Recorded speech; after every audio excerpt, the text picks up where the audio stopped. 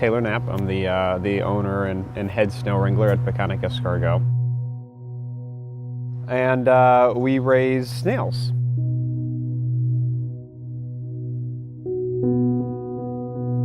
I got into this about 4 years ago, decided to open up a snail farm. I was a chef at the time, and I had worked really hard to make sure that the rest of my menu was curated from local ingredients.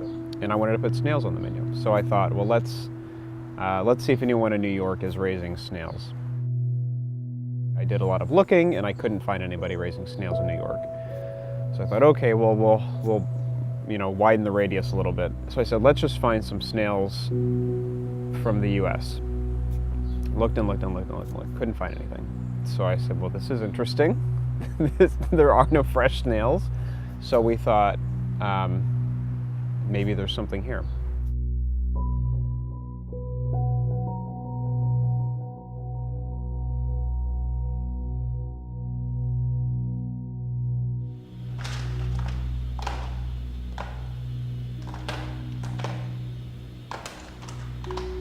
Well, we are newlyweds, but we've been together for a total of about 7 years now.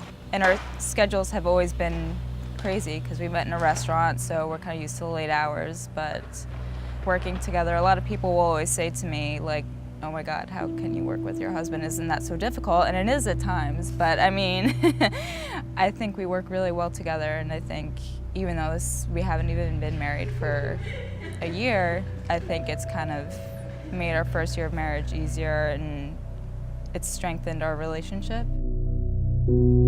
I have no experience as a snail farmer.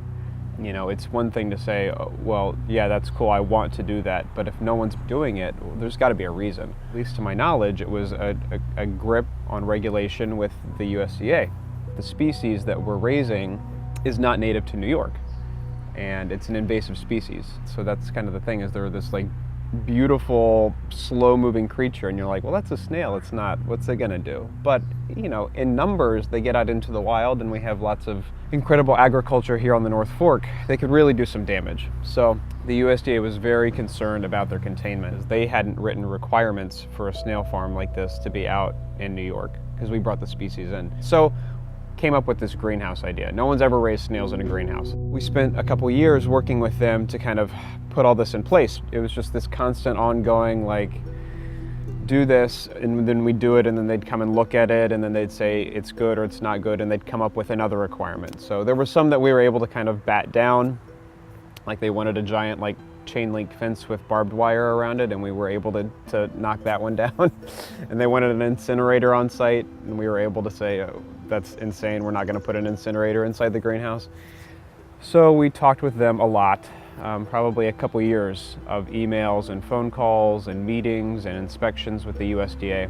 We got to the point where we were comfortable with going forward with this plan of building a snail farm out here.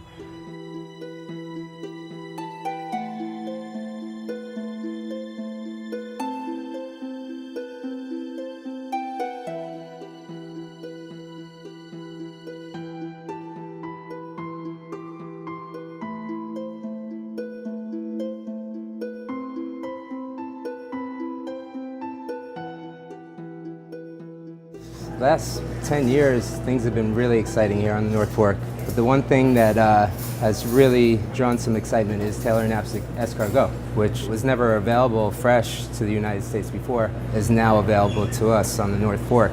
And for us to incorporate that in our menu is exciting.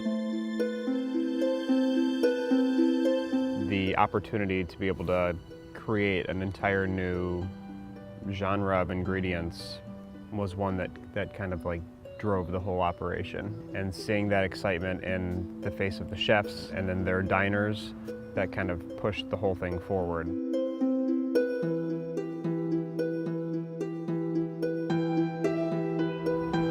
I think one of the reasons I'm really doing it is because I've just always pushed to do something different.